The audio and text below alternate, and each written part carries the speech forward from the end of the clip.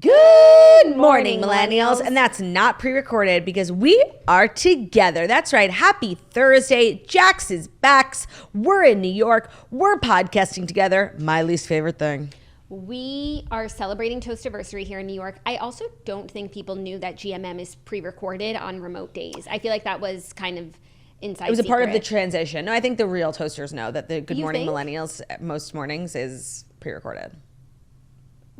Well, now you do. Now the secret's out, okay? We're not as authentic as we pretend to be. We're not genuine podcasters. We are liars, we are fakes, and we are also models because something about podcasting in person, like it's just different. Like we both whipped out, like I'm wearing a heel, you're wearing a heel, we're both wearing stockings. Like we literally are going to synagogue. We both look so gorgeous, and it has a lot to do with We have a big day. Right. We do want to look beautiful for each other in person, you know, when we're podcasting together. But Jackie and I are also like booked, you know, different press interviews, meetings and things of that nature. Yeah. Which You guys wouldn't understand. Which is cause for the seam laugh for me. Also, Yeah. when we're in studio like this, it's a different angle, so you can wear different things. Like I can't wear a skirt in my home setup. I mean, it's not the morning vagina. Literally, but here at an angle, it's lovely. And I am wearing pantyhose. I am wearing, if you're not watching video, tights that are nude. Congrats. That's amazing. Like you're wearing tights that are black, which people do all the time. That's and a you normal can see thing. it. To wear pantyhose stockings. It's definitely like an elderly thing to do, but the elders were onto something. And that's what they say about the elders, that they're wise. The old ladies have been wearing nude, like they invest, not like shit from Dwayne Reed. Like they invest in like the Donna Karan, the Calvin Klein, excuse me. And a nice nude stocking can change the world. Yeah, these are Calvin Klein. I didn't have to shave my legs. I didn't have to moisturize my legs. Spray I didn't tan. have to tan my legs. Which we are doing tomorrow. I haven't gotten a spray tan in so many weeks, and sort of the buzz of the spray tan upcoming, it's giving me sort of like a new direction, if you know, as Will Schuster would say. a new lease on life. A new lease on life, a sort of je ne sais quoi. These tights are giving me a new lease on life. You're giving me a new lease on life because you're here. I know, it's so exciting. We have such a fabulous week planned. Of course, we're going to be podcasting today and tomorrow in person, which is, you know, fun for some, not for others. It's just 2 days, Claudia. We'll make it. We'll make it. And, you know, we're having dinner with the girlies tonight. Yeah. We've got our Toastiversary this weekend. Liv is coming to town. We're having Shabbat dinner. Like, it's We're booked and busy. We are booked, busy. We're getting spray tans. What more could a couple of swirlies ask for? Not much. I'm getting Botox, you guys, which is really the reason why I'm here. We planned Toastiversary, so I had a reason to come to New York to get myself some Botox. So tomorrow, No, I think she it's will today, be, right? I know, but by tomorrow, New you'll woman. be looking at a teenager. This will be a Gen Z podcast. And when you're back on the show on Monday, like back in your house, like you won't recognize the girl who was last sitting in that chair. She'll be tan. She'll be properly celebrated. She will have a face that doesn't move. Yeah. And she'll be back in her sweatpants. So I love a face that doesn't move. That'll be me soon. I'm so excited. I kind of like forgot about it. no, Jax, like Everything's coming up Jax. Everything's coming up toast. everything's gonna be out. Because everything's always coming up turdy. That's so not true, but thank you. I know, but I just couldn't pay myself a compliment. I without know. Like, throwing what are in you there. like? Come on, it's okay. It can be about you. No, but For momentarily. I honestly, I'm uncomfortable when it's about me. I feel That's what that. people don't get. I feel that about me. Like when I get attention, I feel really uncomfortable. No, I not to be like, I don't Coy, like it. yeah. But like seriously, in that moment, I couldn't stand on my own under the spotlight. You're giving not like other girls energy. Like I don't like attention. I'm not like other girls. no, I know. I prefer to hang out with guys and like drink beer. Okay. Okay. Okay, wait. You just reminded me of something. 2 things we have to say. One, I have to correct something I said on yesterday's show. The basketball player who has the same name as Joaquin Phoenix, his name is literally, Not Joaquin Phoenix. it's Joaquim Noah. Like the two people couldn't be more different. So just disregard. Just forget that. Forget what you heard. And 2, oh my God, wait, I know everyone's over me talking about Reba, but I have to tell you something. Me and Ben are, of course, watching Reba, and like the way, since it's an old show, Hulu doesn't have the option to skip the intro. Like you have to watch it. And the way the song is so ingrained in us, we know every word, but we also know like every background vocal and every beat. And it opens up, my roots are planted in the past. But before that, Reba says like, hey. That just triggered a memory. And Ben, like every night, like 5 times, Ben, not even when the show is on, he'll walk in and be like, I'm going to take Romeo out. Hey! And it's become like one of my favorite. Hey! If I see you in the street, just know. hey! Beautiful. Add it to the list, you know? Add it to the list. I realize like when I say something and you don't have anything to add, but you don't want to be rude, you always say beautiful. Oh, no, that's just what I'm saying. Like right now, other times in the past, totally. For Yeah, sure. no, you're in your beautiful era. Which I think is a nice era to be in. I agree. And what's what you say? The eyes go up. Oh, when you say something I'm not interested in, I say, that's amazing. This is what you say. What? Speaking of that. Yeah, I definitely use it as a platform, as a segue. You say, I'm so glad you brought that up. Because I've been dying to because share. I've been dying to bring it back to myself. Yeah, no, it's true. It's true. And actually, I'm so glad you brought that up because I actually did want to say that today, Romeo is going to the trainer because, you know, we have a busy weekend and then I'm headed to Israel. So, like, I don't really have time for him. And I just feel like I can be really honest on the podcast. Like, I'm so excited for him to be leaving. Like, it's really, there are no words. I love him. I do. Not as much as Theo, like not even close. I love him. He is such a pain in the ass. Like, first of all, like take more shits in my house. Like this morning, like another dump. Like yesterday, like dump. And bite me more, like scratch up my legs more. It's like I'm showing leg this weekend in my toast-iversary dress. I need to shave my legs, get a spray tan. I'm gonna have cuts all over my legs. It's gonna burn. Bite me more, scratch me more. Like seriously, he can't get out of my house. Yell at me, okay? Yell at me, Romeo. No, by the way, I wish you guys could hear like when I try to tell him to stop, sometimes I get like annoyed. I'm like, today I'm like, that's what we're not gonna do. We're not gonna hurt mommy. No. Like I was being crazy. We can imagine. Yeah, so I think it's best for both of us if he heads over to Dog Friendly Living, who like is been waiting for him to arrive with bated breath. She doesn't know what's about to show up on her doorstep. Well, I appreciate the transparency because I feel like a lot of times influencers like might be having trouble with their dog. I know, by the way, that's putting it mildly. We are having trouble.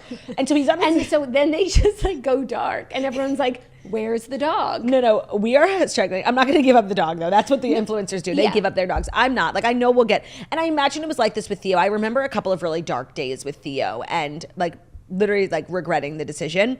So don't worry, I'm not giving Romeo up, but I am just sort of, it takes a village, you know? Yeah. And Ben and I, Romeo's on the schedule now where he exists in 3-hour time blocks. He gets 1 hour free time, 2-hour nap in the crate, then we take him out, 1 hour free time. He's literally a newborn. He's a newborn. And that 1 hour of free time, like, it's hell. Like, it's absolute hell. And Ben and I are just, like, looking at each other. And, like, we keep offloading Romeo. We're like, no, I have to go take a meeting. Like, I've been so busy this week because I cannot go home. And it's like, we count the minutes at, like, 58. Ben's like, do you think I can put him in? I'm like, yeah, you can put him in. That's funny. Is that, like, newborn life? Yes, except there's not as much dread. And there's more love. Like of the awake time. Yeah. I'm not going to lie. Like, the love it's definitely... taking its time. Love grows. And there's love there. Like I love him, but like the way I can't even have a nice moment with him. Like we never have like cuddles. We have no like licks. Like he just bites me. Damn. He wants to bite a turdy. Everyone wants a piece of turdy. I cannot wait for him to leave. Like this weekend, like it's turdy's weekend. You know, everything's coming up turdy. As I said, as I tried to tell you. Yeah. Well, we have a really great show because the stories are hysterical. We have Dear Toasters because we weren't able to do it yesterday. And I know you're just like... dying to. You flew to New York. Yeah. For that. So that's amazing. And yeah, is that it? And Jackson called back And how together. was your travel day? I'm so sorry. Busy? Oh, it was good. It was not the easiest one, but not unreasonably hard. Okay. Just like naps didn't coincide with times in which we'd like to be napping. Of course, things in which to nap. Yeah. So it was a lot, but we made it and all good. No Okay, complaints. good. Yeah. Well. Without further ado, here are the Fast 5 stories that you Yes, you. know. Crunch. Yeah, that's right. And the Fast 5 stories you need to know are brought to you by Dossier. After learning about the incredibly high markup across the designer perfume industry, Dossier began their mission: make luxury fragrances accessible. At Dossier, each scent is crafted of the best ingredients sourced from Grasse, France, the perfume capital of the world. Their expert perfumers are among the top industry noses, each of them having worked with the most prestigious luxury brands that you see on the market today. A fun fact is that fragrances cannot be patented. The ingredients inside the designer perfume bottles that you all love only cost around $2 hairs, okay? Some of us are paying, not us, sorry, some of you guys are paying like over $100 for a bottle of a perfume. That's why Dossier decided that it was time to revolutionize the fragrance industry and bring you the same designer quality for a fraction of the cost. All perfumes range from $29 to $49, and today we have a discount code for you. They have perfected a wide range of designer fragrance impressions, yes, basically dupes, inspired by some of the most popular fragrances and a variety of unique original perfumes for everyone to find their personal scent. I know a lot of people believe scent is really important and they're going to invest in their scent, and I just have personally never believed in spending more than a certain amount of money. I know people, one of the very viral fragrances right now is $300. It's so stupid. It's literally water, and it's not even a bottle of water. It's 3 ounces of water. Dossier basically being a designer fragrance dupe company is so genius, and their fragrances are so good. So good, and they tell you what's the dupe for what. So if there's something you've been looking for, you don't have to smell them all to find out. Indulging in luxury personal pleasure that everyone can enjoy each day at Dossier. Visit dossier.co and use code TOAST at checkout for 10% off your next order. That's DOSSIER.co, code TOAST for 10% off. Today's episode is also brought to you by Hiya Health. Typical children's vitamins are basically candy in disguise. They're filled with 2 teaspoons of sugar, unhealthy chemicals, and other gummy junk that kids who are growing shouldn't eat, especially under the disguise of being a vitamin.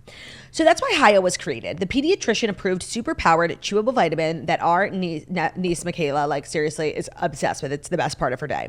While most children's vitamins are filled with 5 grams of sugar and they can contribute to a variety of health issues, Hiya is made with 0 sugar and 0 gummy junk, but it tastes great and it's perfect for picky eaters. And Hiya is filling in most common gaps in modern children's diets, so it's going to provide the full-body nourishment that our kids need with a yummy taste that they love. Formulated with the help of nutritional experts, Hiya is pressed with a blend of 12 organic fruits and veggies, then supercharged with 15 essential vitamins and minerals, including vitamin D, B12, C, zinc, folate, and many others to help support immunity, energy, brain function, mood, concentration, teeth, bones, and more. It's non-GMO, it's vegan, it's dairy-free, it's allergy-free, it's gelatin-free, it's nut-free, it's everything else you can imagine free, so your kids, really all kids, will love it. We've worked out a special deal with Hiya for their best-selling children's vitamin. Receive 50% off your first order. To claim this deal, you must go to hiyahealth.com/toast. This deal is not available on the regular website. Go to Hiya Health, HIYAHEALTH.com/toast to get your kids the full body nourishment that they need to grow into healthy adults. Today's episode is also brought to you by Saks.com. Jackie and I have decided that we are saying yes to warm weather, even though we're both wearing stockings. And that means we are stepping up our wardrobes, clearly, look at us, and with the help of Saks.com. So everybody knows that Saks.com is the place to shop. They make it easy for us to get a jump into spring and summer fashion trends as we approach the warmer seasons. So whether you're looking for new boots for Stagecoach, beachwear for St. Bart's, new activewear for a 5K you're training for, they've got it all at Saks.com. Jackie and I are multifaceted women, We can't just be, confined to one sort of type of clothing. We need a full wardrobe as fashionistas, as mothers, as businesswomen, as athletes, Saks.com is super fun and easy to shop on with brands that we love like Staud, Loewe, Favorite Daughter. Saks also does a great job of finding up-and-coming designers so you can hop onto new trends before everyone else. For the Eras Tour, I was able to get my hands on that Danielle Guizio skirt that everybody else wore and copied me, but I was on trend thanks to Saks.com. With different curated shops like Spring Wedding Guest, It Girl Closet, Designer Shop, and Date Night, Saks makes it easy for you to find exactly what you're looking for. You can find anything from a cozy vibe to a more elevated look at Saks.com. That's SAKS.com. So discover new ways to shop for everything every day at Saks.com, SAKS.com. Thank you, Saks.com, for sponsoring today's episode. Thank you, Turdy, for letting us know that Saks.com sponsored today's episode. An honor. Our first story is a bit of breaking news that you actually haven't heard yet. Okay, so I saw you being weird on your phone. What is it? Is it going to shock me? Yeah. O.J. Simpson has died at the age of 76 after a cancer battle. So they just posted to his Twitter on April 10th, our father, Orenthal James Simpson, succumbed to his battle with cancer. He was surrounded by his children and grandchildren. During this time of transition, his family asks that you please respect their wishes for privacy and grace. I'm finding it really hard to come up with something to say because you're not supposed to speak ill of the dead, but Yeah, it's hard to find something to say. I'll say this. I feel like the Kardashians talk about his kids a lot, Mm-hmm. So it's hard to lose a parent. I'm sorry. I don't know what the fuck to say. Low-key, murderer, not once but twice, justice for Ron Goldman and Nicole Brown Simpson. And it's just, I don't know where he is right now. I can't. I'm sorry. I can't talk about this. I feel like the story, I can't. It's a trap. What are you doing? It's a trap. What am I supposed to say? Yeah. Am I like devastated? No. It's The shocking, man though. like literally killed 2 innocents. And didn't ever really do the time for the crime. No, of course not. Like Because if the blood did not fit, they must have quit. exactly. And like, no, and I feel like my takeaway from that whole show that they did was like, 1, he totally did it. And 2, like, I feel we're always talking about Nicole Brown Simpson, but like, what about Ron Goldman? Like the lovely, delicious Jewish waiter who was just being a mensch returning that lady's sunglasses. Like, it's so upsetting. I really don't want to talk about it. Like, so I guess what I have to say to OJ is deuces. You know what I have to say? Rip. This is a time you can say rip, Oj. Lowercase r. Rip. Ripoj. Ripoj. Ripoj. Ripoj Simpson. Ripoj. So yeah, that's the big news of the day now. I don't know how to feel, so I just won't. I feel surprised. Yes, no, I kind of, I'm not gonna lie, I feel like happy, like I was able to get breaking news like on the show. That never happens. That's like always fun. Yeah.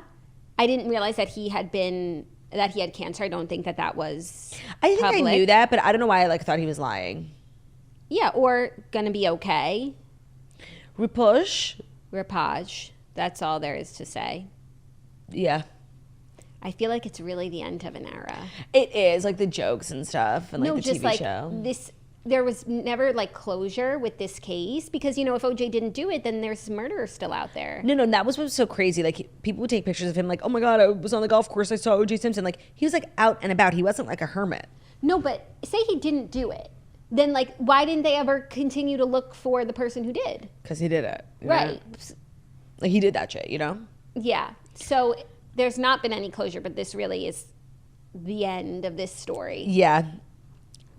No, it's actually really crazy. Yeah. Are you ready for our next story? I'm very I've never ready. been more ready. Like eager, I would say. The Jonas Brothers have found themselves in some hot water. They're being called out by fans after they rescheduled 22 tour dates at short notice to make room for exciting projects. So the Jonas Brothers put out a video saying that they will be postponing some of their international tour dates because they have exciting projects coming up. They explained that they had to reschedule every single European date due to other exciting projects taking precedence.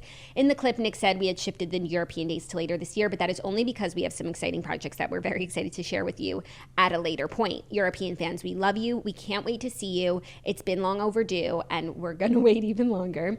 And we are so excited to play these shows later this year in the fall. Okay, I have a theory. I feel like, and because Nick was the one like talking in the video, I feel like they just wanted to take the attention off of Joe. I feel like, because it was like a lot of international, sometimes it's so hard for me to talk, with his custody stuff with Sophie Turner, there was a lot like of their permanent residence was in England, and I feel like if he spends a certain amount of time out of the country, it can be like used against him in his custody. I actually feel like that's what's going on. Interesting. I don't. I feel like something came up. I kind of feel like with a tour, it's very exciting at first and like headline news. And then it gets a little long in the tooth. And the further away from home you get. It's like, this isn't that fun anymore. I think something came up that was more exciting to them than the idea of doing the second half of the tour. And maybe by the time the European rescheduled dates happen, they'll be excited ready again. But what project could, one of them, all three of them? Like a movie, another album, it would have to be something big. And even if it is like a Joe custody thing, they need to now make something up. Like a reality show or a documentary. And the thing is like people are allowed to postpone shows. And I feel like if they had said, you know, if they're covering up for something, saying you're doing it for another more exciting, like basically putting an opportunity ahead of like the fans who paid money, like it does look a little bad. Like, but whatever, if this is a cover up for something, you would say like, you know, people cancel tours and don't get backlash for like other reasons. Like, and I feel like if it was mental health, I would feel like if it was a woman, I'd be like, oh, maybe she's pregnant. Like, I don't know. I just feel like, I hope this actually is a lie because the truth is like kind of fucked up. I feel like it could be a vague interpretation of the truth, and they never expected that announcing it like this would get backlash and people would see it that way. Like, I feel like they were like, let's keep it light, exciting project, see you later this year. Because really, who looks into these things? And if I just saw that, I wouldn't be like, that's messed up. But I think it was kind of like unignorable because 22 shows. It's not like a small leg. 22 is like a shit ton, and they're doing stadiums or arenas. So that's like 22 times, that's like 400,000 people, you know? Yeah, I just like when you think about who they're harming, like really the people who will be affected by this. It's like, oh, we're not going to the Jonas Brothers next week. We're going in 6 months. Okay, like victimless. Yeah, it's a victimless crime for sure, for sure. The babysitter wasn't called yet. It's well, not Adele, if people on the plane. had planned travel, you know, it's very unfortunate. But these things happen. It's inconvenient. But if I held tickets to a show that was then moved, even if it was maybe something I was traveling for, like I'd be very inconvenienced. But first of all, like I can move my flight. I'm still well within the window. Yeah, I mean that happened with us with Kelly. That happened to us with Kelly. But like, say I was traveling for Luke, and I picked this date and this show, and Luke moved it. It would be okay. Okay, I'm going to call you out. Like, you're an affluent person, you know? No, but the flight is changeable. Yeah, but like... The hotel is changeable. You're enough in advance. Those are the two things. And I guess if you're like spending money on a hotel and a flight for a concert, like you have disposable income. Yeah. Yeah. Like, it's not the biggest deal, is my feeling. Yeah. And I don't feel like they'd be doing this for nothing. They're three fathers. I need to know. They're three fathers. They're going through stuff. I need to know. I still like my theory about it being a cover-up for a custody thing. I like that theory, too. And I could see that them being like, let's just keep it positive, exciting things coming. You know, maybe they're going back on The Voice. No, but like, that does not. No, I know, but they can say that was the exciting thing. But that's the thing about being like a Jonas brother. Like, to go on The Voice, you probably make for that one show, which is like not a lot of work and a lot of fun. I bet Nick Jonas, because I know like Ariana Grande got $25 million for one season. Nick Jonas probably got 10 or 15.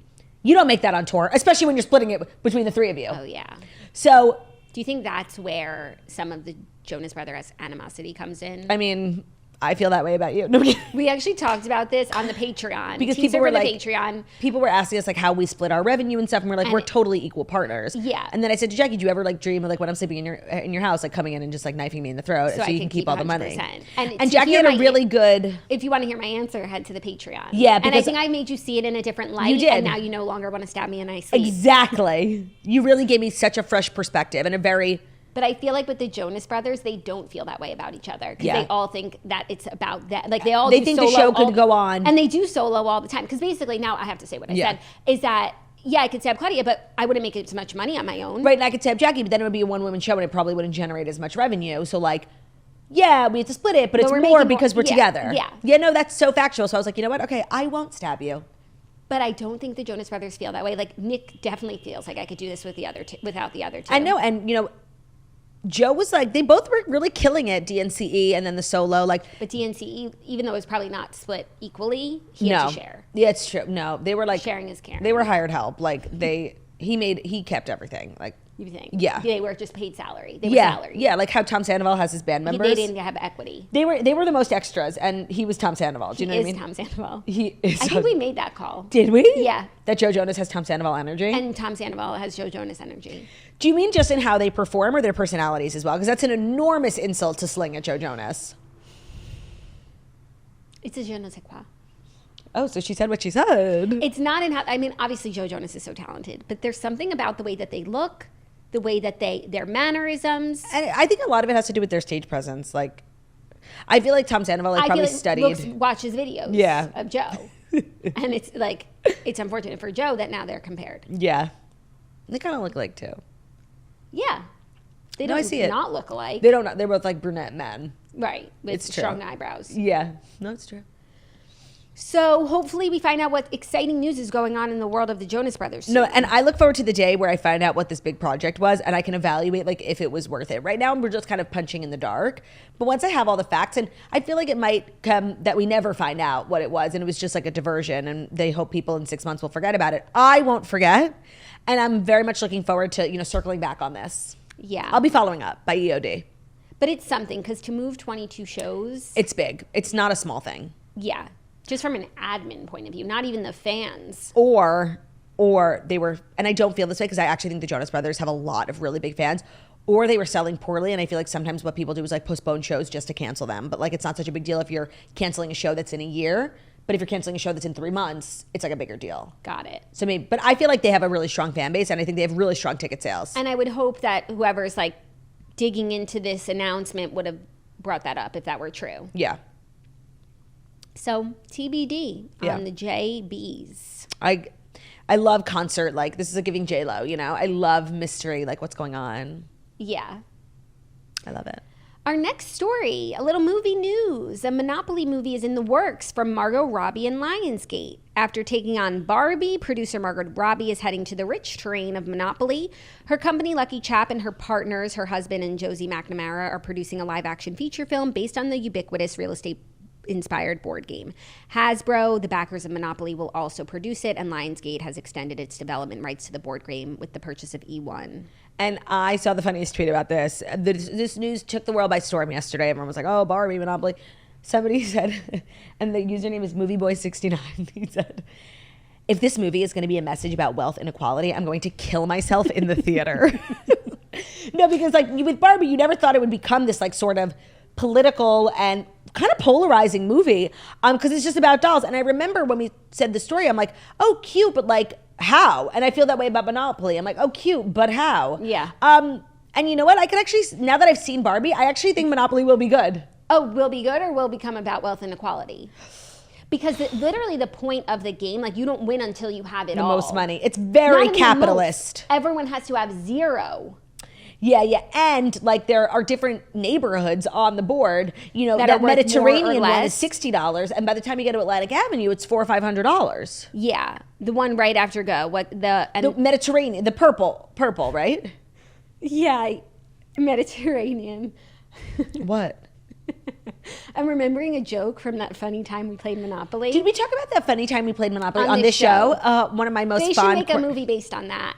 Live action. Literally, I'll direct it. Yeah, because I was like going to reference something that's not on the board. That was a joke that I made. Well, you were the banker and you were fraudulent. You were stealing from the bank. No, I was building hotels on Mediterranean Avenue and I called them a Holiday Inn. Yeah, that's the thing. Like when you were building property on the purple, it was a Holiday Inn, and you were building property on the blue. On Boardwalk, it's Four St. Seasons. Regis. Yeah, no, totally. Yeah. So funny. Oh, by the way, that literally, you just added more color to that game of Monopoly, because I don't remember like everything that was said. I just remember you kept calling yourself like impoverished and stealing from the bank, and it was so funny. And I didn't even remember the joke that you made about building Holiday Inns. That's funny. Yeah, but that's where the real money is made. It's true, by the way, like because everybody has to come past Go, and it's kind of like how everybody has to go to the airport, and at one point everyone's going to stay at like a Best Western. Yeah. No, it's brilliant. Brilliant. Like the Four Seasons, aren't they closed, sort of? It's true. They're kind of like flop in their flop era. Constantly under renovation. The Waldorf. Yeah, never reopened. We need to talk about what's going on with the Waldorf. It's kind of like a conspiracy theory in New York. What's if you the don't theory? know, the Waldorf Astoria takes up a full city block in Manhattan, in like Midtown. I think it's 48th, and it takes a Park and Lex, like a huge avenue.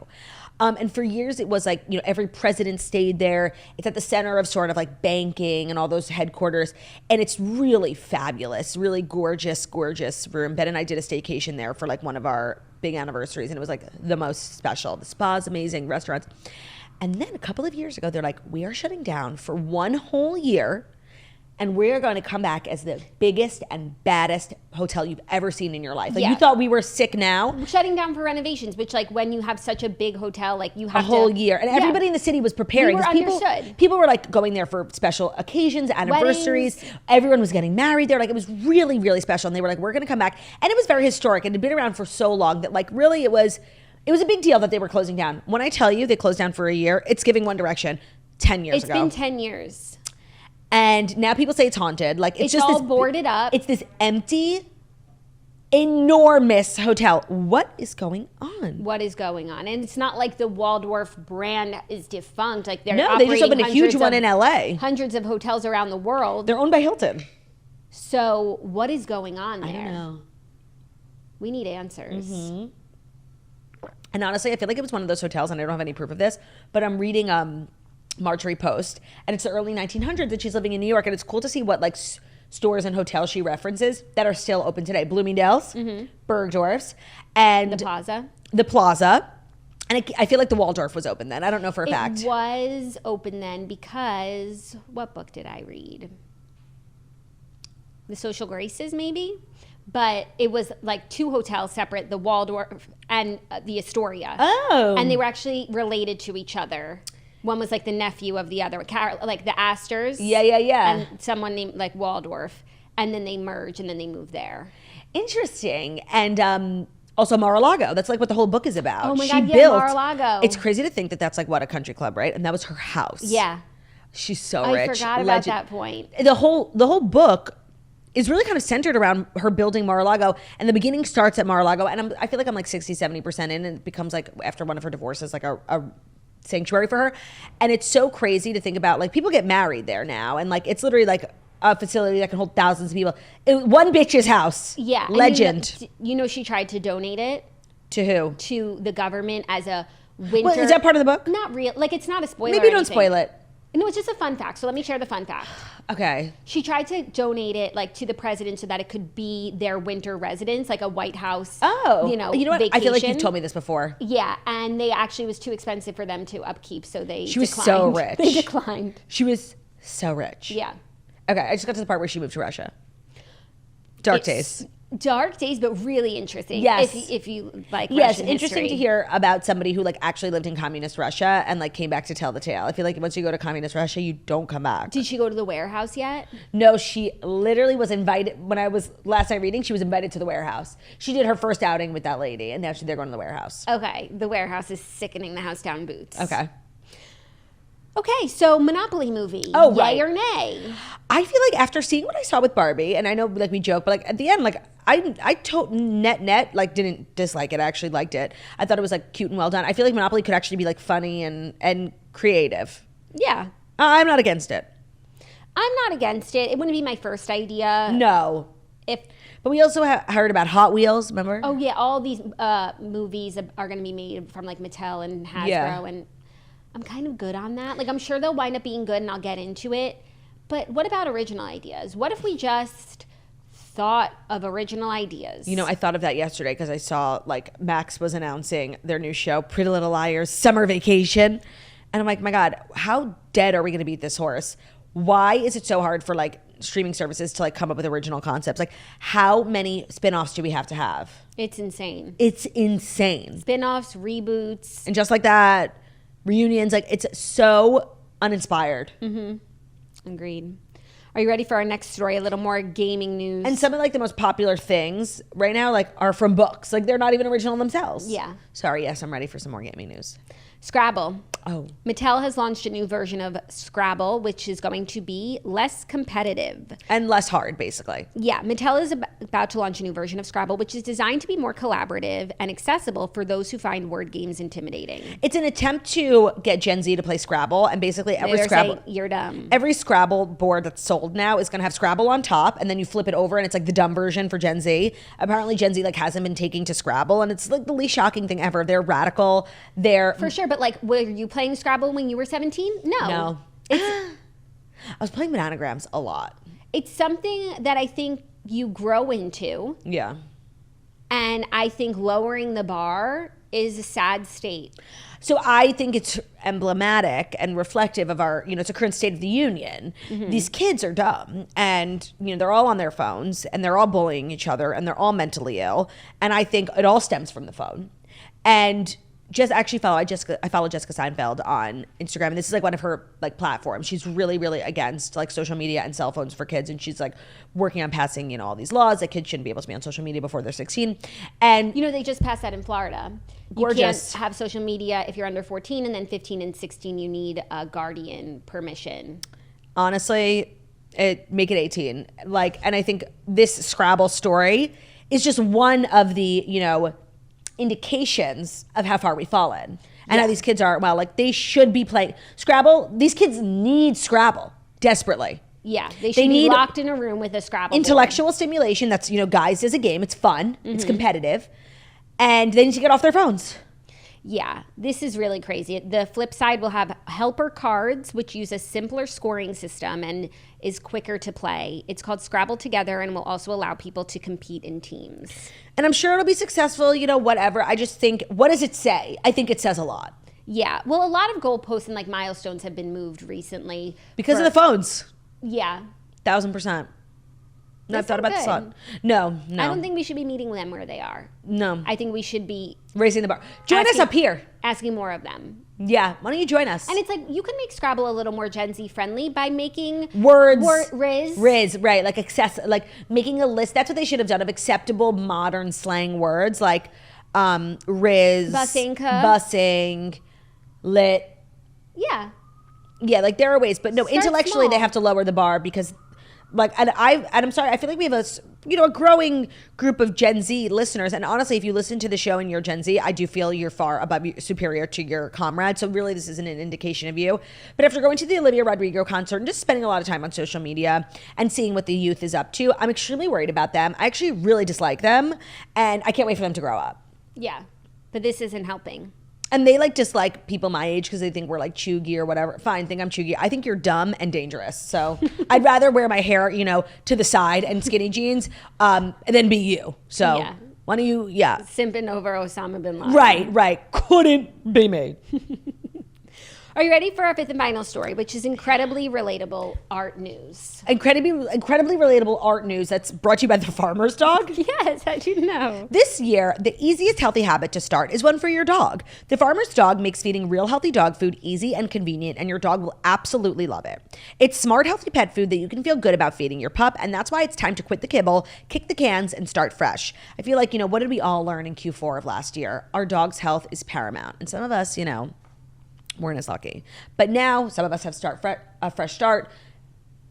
Make sure you're taking the absolute best care, investing in fresh, healthy dog food. The Farmer's Dog makes and delivers fresh, healthy dog food right to your door. It's developed by vets, it's nutritionally balanced, and it's made from real meat and veggies to the safety standards of human food.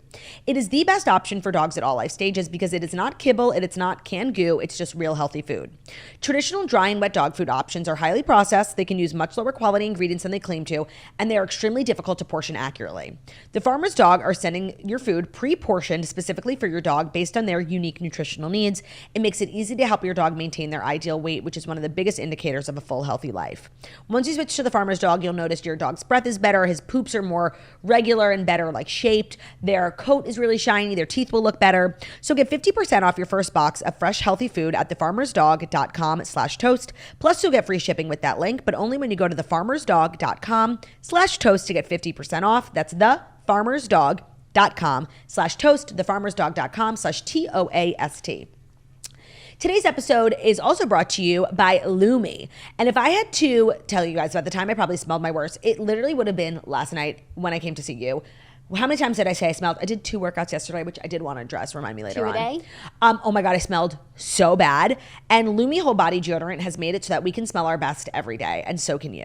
Unlike other deodorants, Lumi is powered by mandelic acid to deliver outrageous 72-hour odor control everywhere, from your pits to your feet, and yes, even your privates, because it is pH balanced. It was patients' concerns about their private parts that originally inspired the OBGYN who invented Lumi. And I just want to say thank you. 72 hours. I appreciate that, because let's be real, who's showering every single day? And if you skip, it's fine because Lumi's got your back. And Lumi's got your back because they're giving us a little code for new customers to get 15% off all Lumi products with the exclusive code and link, which is code TOAST at lumideodorant.com. Lumi is spelled LUMEDEODORANT.com. It's whole body deodorant. It's created by an OBGYN. It's baking soda free. It's paraben free, and it's pH balanced, so it's safe to use in your nether regions. They have a variety of fresh scents like clean tangerine, lavender sage, toasted coconut, and new customers are getting 15% off all of Lumi products with the exclusive code and link. The code is TOAST, TOAST, at lumideodorant.com, LUMEDEODORANT.com, lumideodorant.com, code TOAST. Thank you. Any more breaking news while I was doing the ads? No, I checked. Damn. Now I'm When on it top rains, of it pours. But I'm glad because I really wanted to talk about this fifth and final story, which is cracking me up. Okay. A museum worker hung up his own Jackie, painting. when you said this to me yesterday, I was cackling. Claudia, if she were a German museum worker. And Claudia wouldn't be German, just... The museum worker hung up his own painting, hoping for a big break. Instead, he got fired. Damn. A German art museum worker, an aspiring artist hoping for a big break, got the sack after he smuggled in one of his own paintings and hung it up in the gallery, home to famous pieces by renowned artists like Leonardo da Vinci and Henri Matisse.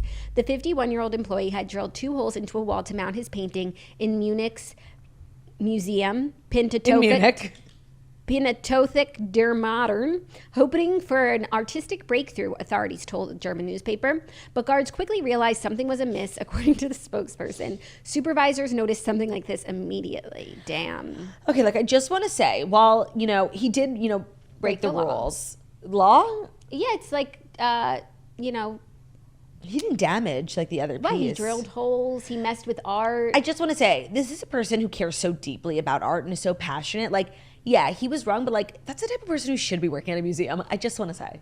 Not if he's only there for self-promotion. Like, if you could really take down a Matisse No, so the crazy in thing, favor of your own art. the crazy thing is to put your work as like an unknown artist up against like Matisse and Da Vinci. So while I understand like wanting to get your art out there, it's actually disrespectful to art and, you know, the history of art to put your, you know, piece of shit piece up next to those. And so while maybe it'd be different if he worked at like a low-level gallery, like he was a gallery girl. Yeah. Definitely That's kind of, like, it's yeah, definitely crazy. That would be like entrepreneurial, like grassroots Motivating. hustler. This is delusional. Yeah. You know? So, and that's why it's not turdy. Because like I feel like I'm definitely like, you know, crazy and self-promotional, but I'm not. I'm a little delusional, but like not to the point where I would think like my art should be next to a Matisse. yeah. Well, the museum said the employee considers himself an artist and most likely saw his role in the museum's installation team as a day job to support his true calling. And like maybe he used this job always knowing that he was going to promote himself, not just like as a lover of art. Okay, I just want to say like it's really not a crime to like use your day job. No. Like I feel like waiters in LA, like they all want to get jobs at like Of Craig's course, and stuff of because that's where the course. directors are, and they think that's where they'll get. Like I don't know when when an actor in LA does it, like we think it's inspiring, but yeah, this no, guy like I think I don't know. I see something. Maybe I see a little bit of myself in him because I feel, you know, oddly defensive of him and his Yeah. entrepreneurial spirit. because there is something industrious about this and innovative.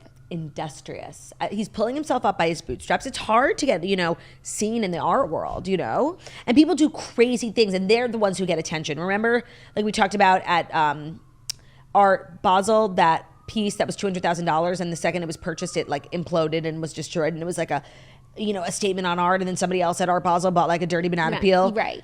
And like, it's the people like that who are like kind of crazy and prankster and sort of out there, they get the attention. And it's not the hardworking museum clerks in Munich who get the attention. But I just have to say, like, I absolutely need to see what it was. Of course. I can't really speak further on the matter until I see. Like, was But it stick figures? The museum won't comment on the painting's subject or Because style they don't want to give him exactly what he wants. and they don't want to avoid copycat people. Like, who knows if it was really like art that maybe if you're not paying attention, like, oh, that's a nice piece of art, or was it like something Yeah. offensive? Oh, maybe it was like a big penis or something. Well, that's what art is. So no. Also, it that could have been wouldn't a offend- swastika. Right. It is Germany. Right. That wouldn't offend the art crowd, a big penis. And I want to say something about the people of Germany. Because, you know, we all clown on Germany. Like, after what they did, like, you can't say the word Germany without, like, saying Hitler, Holocaust, Heil Hitler, like, you know. And I want to say I feel like, and I don't think people in Germany, like, still have that sort of energy. I actually feel like the Prime Minister of Germany was really outspoken about anti-Semitism. But they take the jokes in stride. And they know they can't get mad. And I just want to say, like, I respect that. I see you. I see you, and it's actually very Jewish of you. So you know, Yeah. I feel like they get it a lot.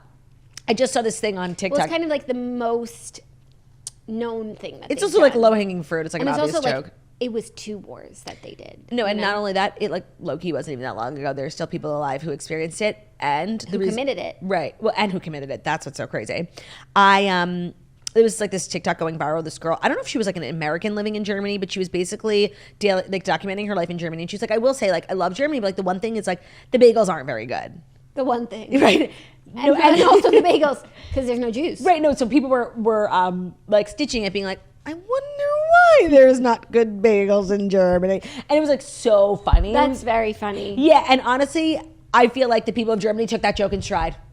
As they should. As they should, and I give them credit. No, that's like part of the reparations. Yeah. It's like you are demilitarized, you're denazified, and you must be okay with being made fun of. And you're For the desensitized desensitized. to the jokes. And Yeah. like the jokes, I'm sorry, they will always be funny. Yeah. Okay. That was a Fast Five, and you were right. They were hilarious. Yeah.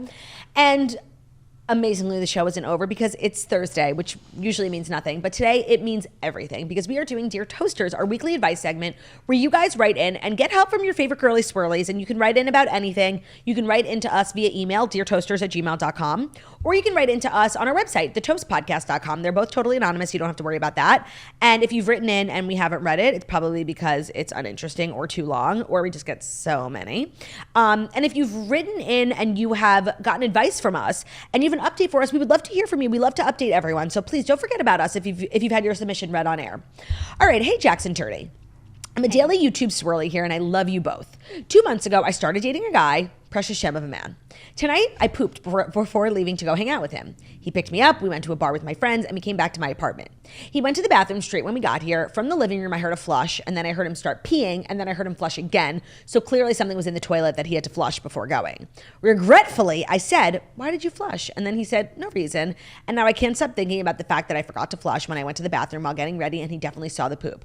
Do I ask him about this? Do I lie? Do I convince myself that I did flush and there was another reason? Sincerely, a toaster who will never forget to flush the toilet ever again. Okay. First of all, this is better for, not that we do unburden, but there's nothing to be done here. Like, we just need to this burden. And two things. I have two thoughts. We pretend like there was something else in the toilet. And by the way, what's done is done, but I need to ask why on God's green diddly dally earth you asked him why he flushed twice. Because like, she was panicking. Expose yourself more. But here's the thing. I want, like, we're going to believe that it was something else regardless. But there is a chance that it was something else. And then you asked him, why'd you flush? And, like, he's embarrassed of whatever it was about himself. Like, maybe he had a courtesy flush because he didn't want to clog your toilet. So it is. And then he poured a little water in, so it sounded like he was peeing. It is really important to Because note. men are also as crazy as us. It's important to note that, like, there's not 100% chance that you didn't flush. Yeah. Unless you're, like, remembering accurately. Like, unless you know you didn't flush. Or is this something that you do often? Like, right, do you have a flushing problem? do you forget to flush sometimes? The thing is, and let this be a lesson to girls everywhere, but you in particular, like, if you're going out somewhere, you're getting ready and you know that everyone's going to end up at your apartment afterwards, whether it's a date or a group of friends, like, you have to leave your apartment and take that last look. That last look is so important. I never thought the last look should also be in the toilet bowl. I live with Ben Soffer, so it has to be. Anything like, literally can happen. today, I went to the guest bathroom to pick up your laundry for you, and there was a pee in the toilet. Here's the thing. If you guys are meant to be, this will not derail you. If he is like a serious, mature person and he saw your dookie in there, like... I want to say something. I think even like a serious, mature person could get like a little icked out by someone's poop and then not want to see them again. Honestly, I'm sorry. It depends how far in you are. But like if he loves you already and he's like, this is my girl, and like poop is just like kind of crazy. No, but that wouldn't undo all of that. If this was like 3 good dates and he saw your poop, maybe not. What did she say at the top? 2 months ago, started dating this guy. Okay, honestly, this could be make or break, and in a good way. Like, yeah, it's kind of how like when he you're might not dating like someone, you enough to see your poop, or maybe he likes you enough that he didn't even see it. It could be one of those accelerators. Sometimes when you're dating someone and like their birthday comes up or Valentine's Day, like kind of moves the relationship along in a faster way than it would have had it not or been the opposite. your birthday. It's like clear they don't want to be serious. Right. I feel like a poop could do that too. It could be an accelerator or a decelerator.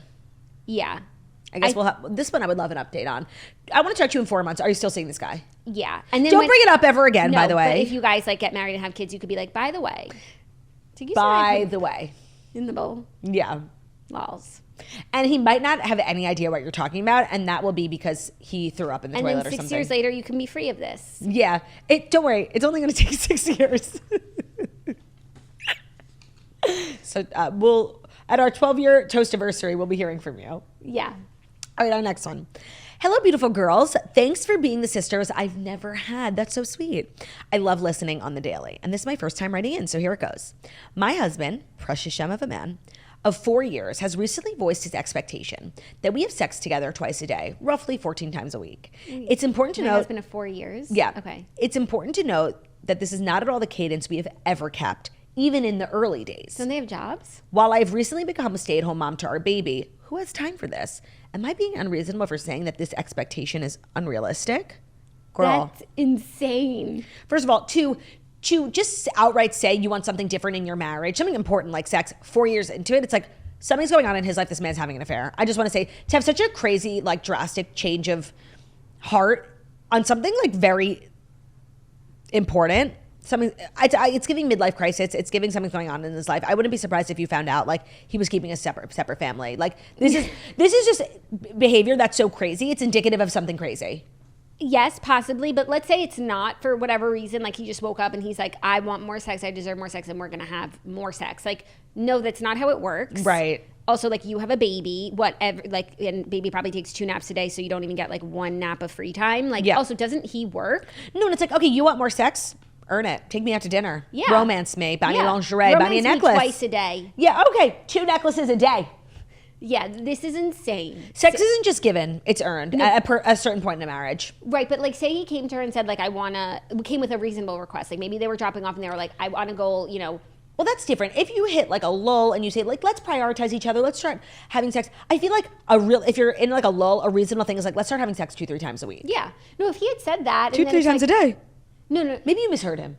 If he had said that, that's like Different. 2 times a day is insane. And to just outright say it, be like, this is my expectation, meet me here.